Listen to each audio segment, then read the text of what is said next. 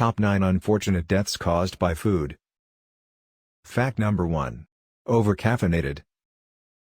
In 2010, a New Zealand mother's constant consumption of Coca-Cola resulted in sudden cardiac arrest, which killed her. Natasha Harris, 30 years old, was known for her love of the soda, consuming a large amount every day from the time she woke up to before she went to sleep.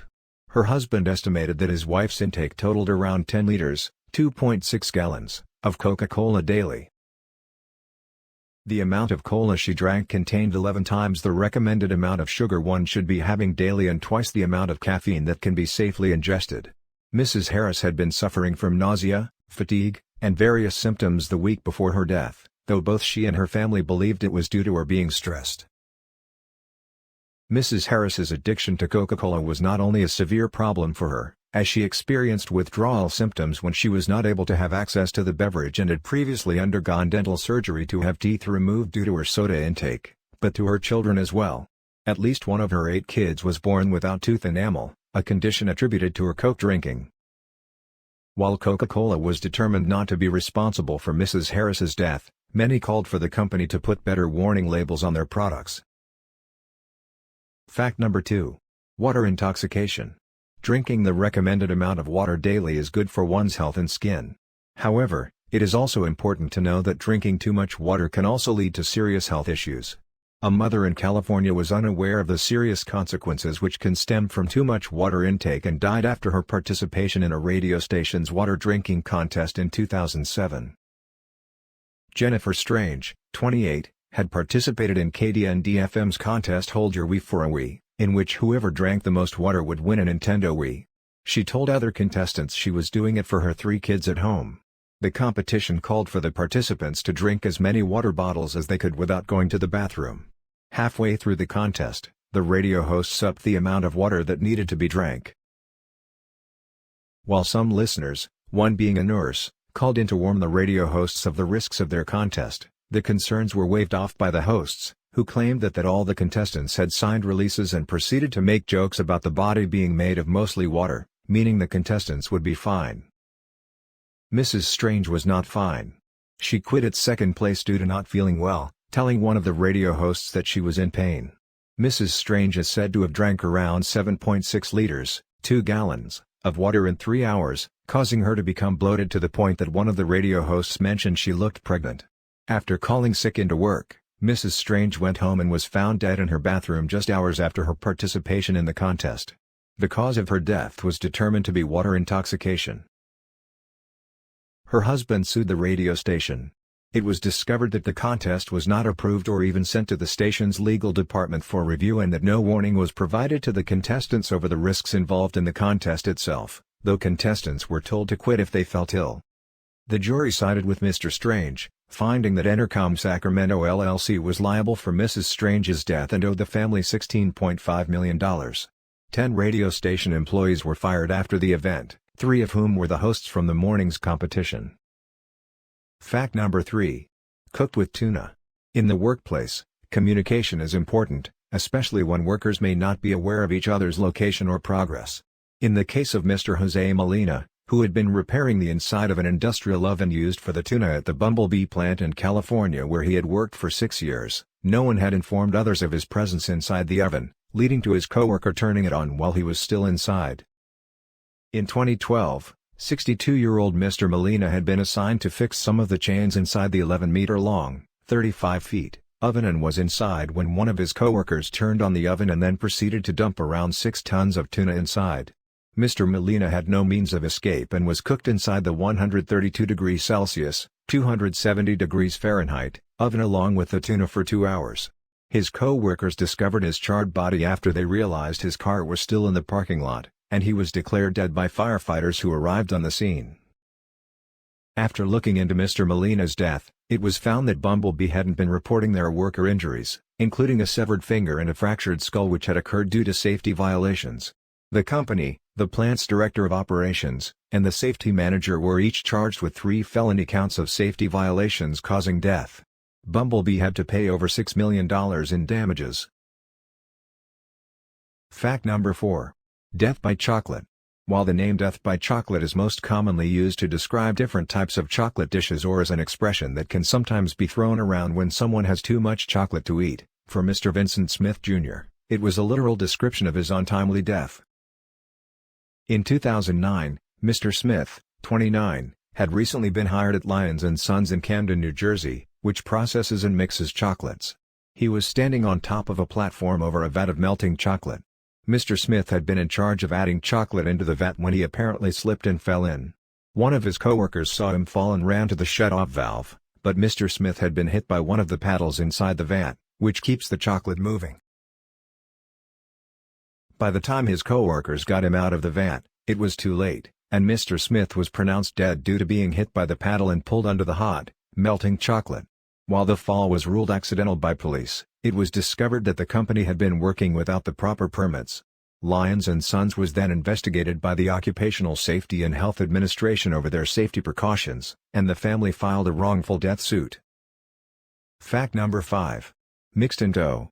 Baking at a manufacturing level calls for larger machines, some of which can be dangerous to be around if one is not careful, as illustrated in the previous entry. For Mr. Ng Sok Wang, the 73-year-old owner of Seng Confectionery in Singapore, what seemed to be a routine procedure ended up being one that cost him his life. In 2018, Mr. Ng was in the middle of making red bean paste for his confections when he apparently fell into a dough-making machine.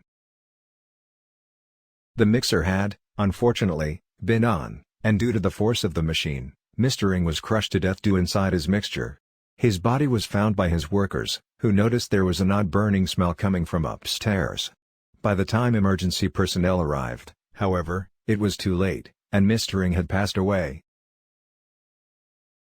Mr. Ng had been working on the second floor since 4 a.m., as he did every day, making it uncertain when he fell into the mixer exactly, and his death was ruled an unfortunate accident. The bakery, which was next to his daughter's salon, had been featured in the Straits Times for its traditional creations in baked goods only 4 years prior.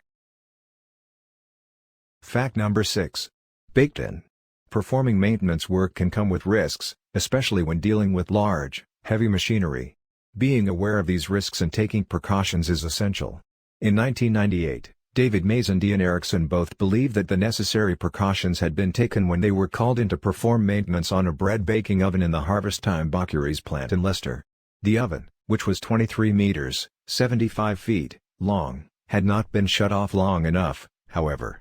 Instead being deactivated for a full 12 hours before maintenance, the oven had only been shut off for 2.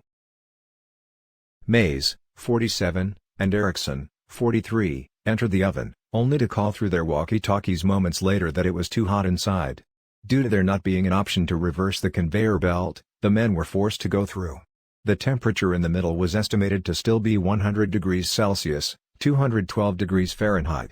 It took 17 minutes for the conveyor belt to bring Mr. Erickson out, but Mr. Mays became trapped in the oven. Due to the extent of his burns, Mr. Erickson died in front of his co-workers, and paramedics recovered Mr. Mays's body after arriving on the scene. Due to the circumstances of their deaths, a lawsuit was filed, and it was revealed that the management at Harvest Time had declined having repairmen come due to the cost and the length of time it would take to repair the oven. Instead, they asked members of their own staff to do so, choosing to have them go in while the oven was still warm so that they didn't have to wait long for it to reheat and could continue production. 3 executives and the owners of Harvest Time all admitted to health and safety offenses and were fined £373,000. Fact number 7. Carrot it out. Maintaining a healthy lifestyle is important if one wants to keep in tip-top shape and feeling the best they can. Over time, many diet fads have come and gone, all of which claim to be the best option for maintaining perfect health. Basil Brown, a health fanatic, was known for his interest in attempting to find this level of perfection. The 48-year-old had gone through various different avenues in trying to chase this ultimate health goal. Till that in 1974, Basil Brown, a 48-year-old health food advocate from Croydon, England, drank himself to death by consuming 10 gallons, 37.85 liters, of carrot juice in 10 days, causing him to overdose on vitamin A and suffer severe liver damage. Fact number 8. Drowned in whiskey. The decision to take one's life is not an easy one, and with the number of suicides seeing an increase from previous years, any steps that can be taken can help to save a life. In the case of Brian Eddles of Scotland, the 46-year-old father's suicide on the job in 2012 came as a shock to all around him. Mr. Eddles, who had worked for the Glenfiddich distillery for 22 years, had just celebrated his wife's birthday the night before and seemed normal while at work the next day.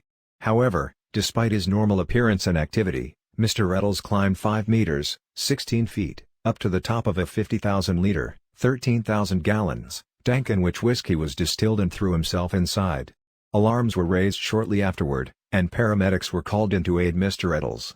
By the time the emergency crew were able to reach him, he was unresponsive and was pronounced dead on the scene. After an investigation, no signs of suspicious circumstances or foul play were suspected in Mr. Eddles' death. It was concluded that he had, unfortunately, taken his own life, though police did not find a suicide note. The coroner determined that his cause of death had been drowning in the vat. Fact number 9. Bean pile. Many people suffer injuries in the workplace, especially those who are working with heavy machinery or malfunctioning equipment. It is estimated that in 2018 alone, an estimated total of 14 people died a day due to workplace-related mishaps in the United States.